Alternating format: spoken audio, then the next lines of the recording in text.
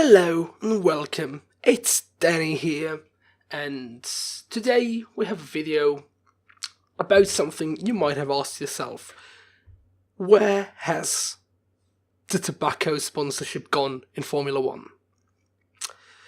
Well, we'll talk about it today. Let's start with some little history about it. Ever since the first appearance of the red, gold and white colours of the Imperial Tobacco's gold leaf brand sponsorship livery at the 1968, so 50 years ago from at the Monaco Grand Prix, teams, drivers and even circuits have been heavily dependent on financial backings of sponsors, and for many the arrival of gold leaf has started a tradition of a decade-long tobacco industry sponsored sport. By the mid-90s, tobacco sponsorship had become synonymous with F1. Of the top 10 drivers in 1995, 9 competed with the logos of cigarette brands on their cars and their overalls. Well, maybe they even had it on their underwear, who knows? But, of course, we all think of the colours in the 90s, we think of Marlboro, we think of Rothmans, yeah. But even though in the 90s it was almost all teams that had tobacco sponsorship, in 1976 West Germany already began a trend of outlawing tobacco sponsorship in motor races, followed by the UK in 1984, starting with major races and outlawing the rest of the sponsorships in later years. In 1992, France did the same. As anti-smoking legislation began to tighten in many parts of the world, F1 became an even more important opportunity for cigarette brand promotion. The negotiation skills of the F1 leadership, especially one Bernie Ecclestone, were such that in many jurisdictions F1 achieved some exemptions from the rule. However, there is now a blanket ban on advertising in Europe, and the cars are not allowed to show any links with tobacco companies. As a result, tobacco advertising started to exit F1. In 2000, Williams F1 became the first major team to run without tobacco sponsorship. And McLaren later dropped the West brand and no longer have any tobacco sponsors. Renault ended the deal with Mile 7 after 2006, and in the same year, British American Tobacco, owners of then British American Racing, withdrew from F1, selling the team to Honda, which would of course then become Brown, and then the dominant Mercedes team. Ferrari, on the other hand, well, they renewed their agreement with Philip Morris in 2005 and 2011, more on that a bit later.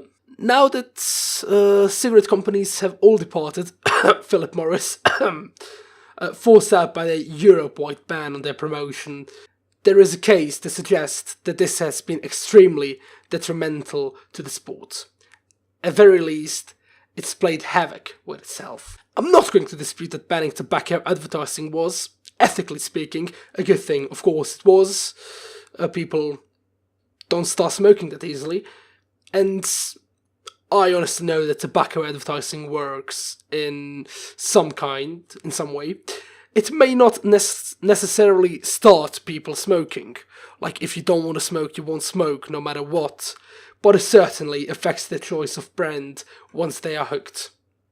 I love watching old races from the 80s, 90s, 2000s, and when I picked up smoking, I went out, tried Rothmans cigarettes, Lucky Strikes, Camel, and of course Marlboro, to which I eventually stick to Marlboro, and it's not even to do with wanting those great liveries back. I mean, they were brilliant. If only there was time to talk about all of them. I'll show you pictures of the ones that I will briefly mention. The 1997 Jordan with a snake nose cone, or its successor with a hornet motif. The red and white of Marlboro on the all-conquering McLaren Hondas in the late 80s. The sky blue of Mile 7. Lotus' iconic JPS black and gold. The camel yellow on Mansell's title-winning Williams. The grey-looking Lucky Strike Honda. And of course, the all-conquering Ferrari of Michael Schumacher in the early 2000s. I could honestly go on and on for days. But ultimately, that was all cosmetic. And if you want to argue on behalf of the tobacco lobby, it's best not to shout about skin deep beauty. But what cannot be disputed is that cigarette companies solved motorsport's biggest problem, paying for talent and drivers to race. And when they went, that void was never filled.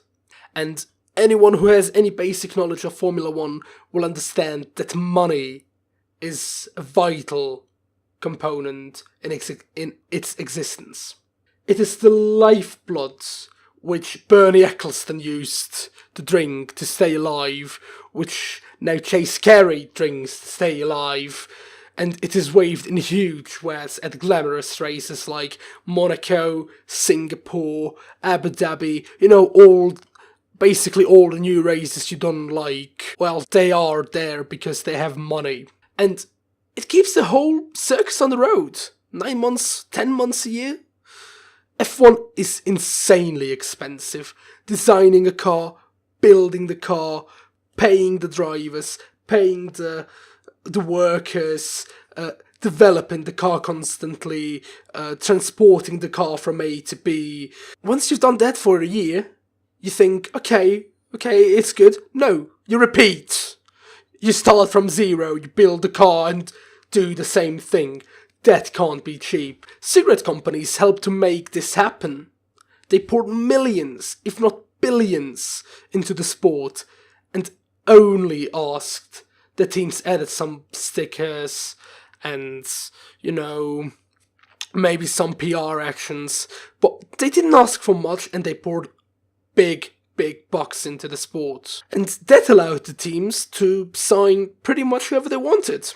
And of course, they would go for the best driver available. Because the tobacco companies, they did not care who won. They did not care who raced with their logos on.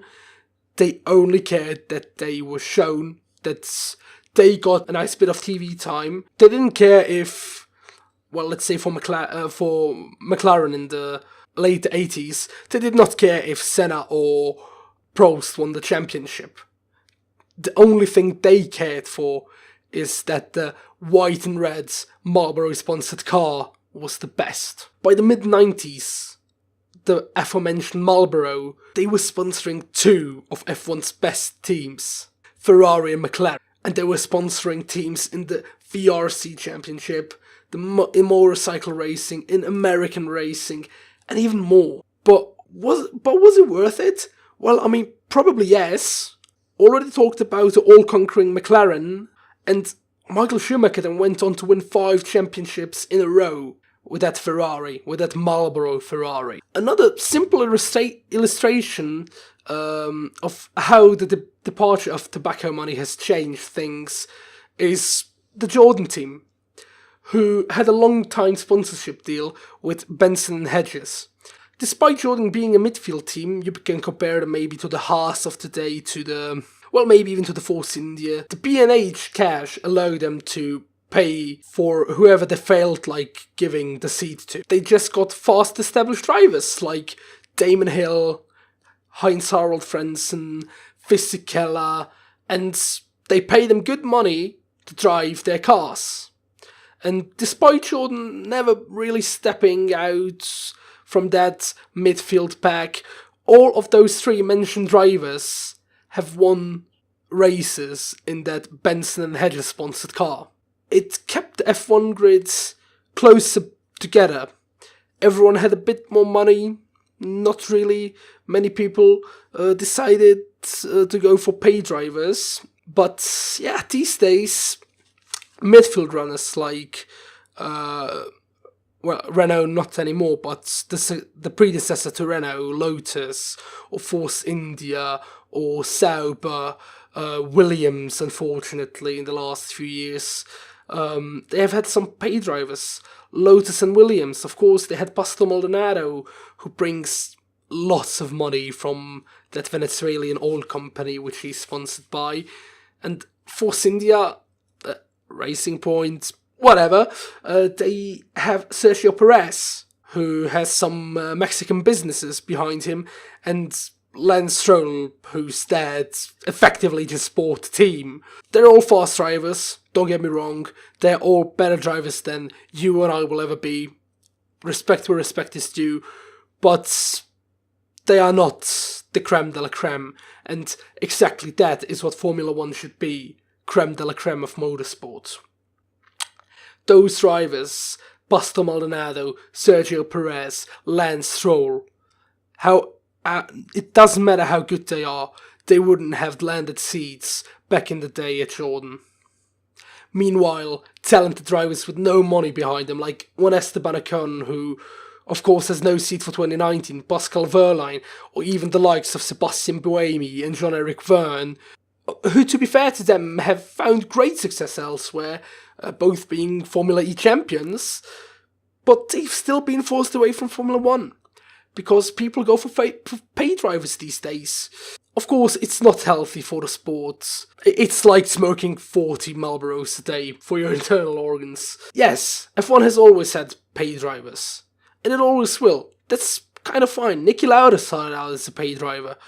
But when almost half the grid is paying to be on the grid, that's not what Formula 1 should be all about. It's not the pinnacle of motorsport if you just need a big pile of cash to get on the grid. So, of course, with many drivers who aren't the best, it hurts F1. And that, of course, makes the viewing figures drop, which pushes away even more sponsors, which loses even more revenue, and it's a never-ending cycle. Speaking about sponsors, where are they?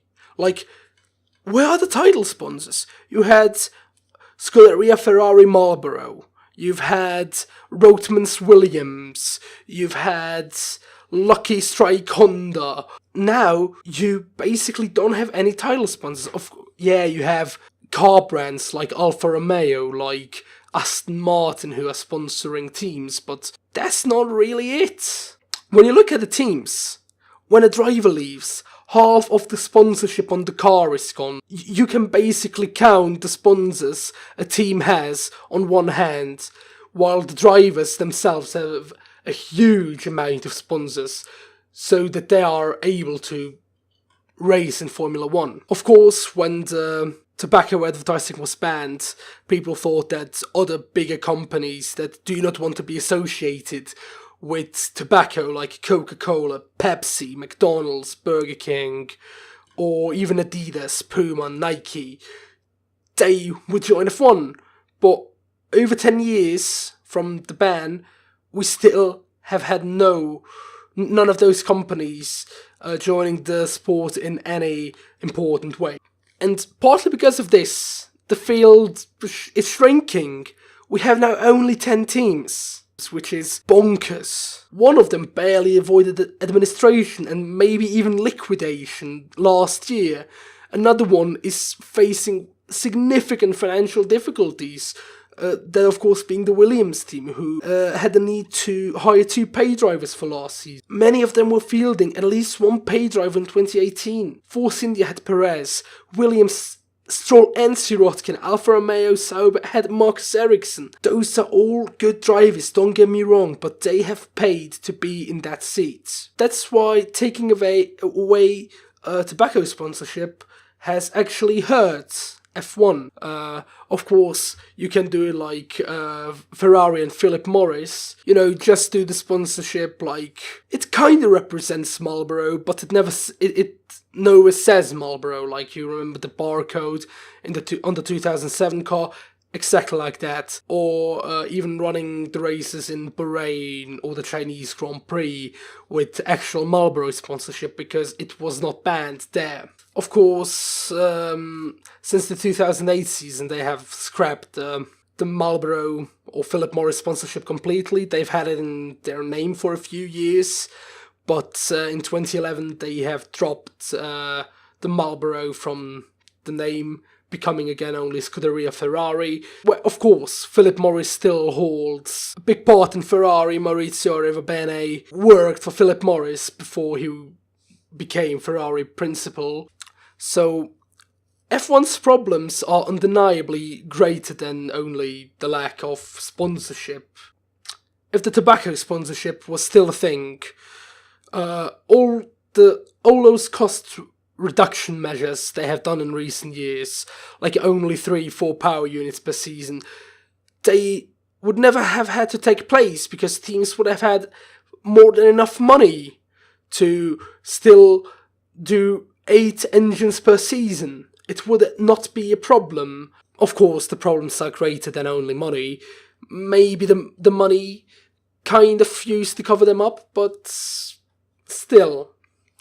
The only thing that is really clear is when Formula 1 quit smoking, it seriously harmed their health. So if you liked the video, make sure to like, share and subscribe. Share with a friend who maybe wonders, dude, why doesn't Renault use that beautiful blue and yellow livery from when Alonso won the championship? It was a pleasure, guys, talking, and I hope you found this video interesting. Like I said, like, share, subscribe, comment, do whatever you want. It's Danny over and out.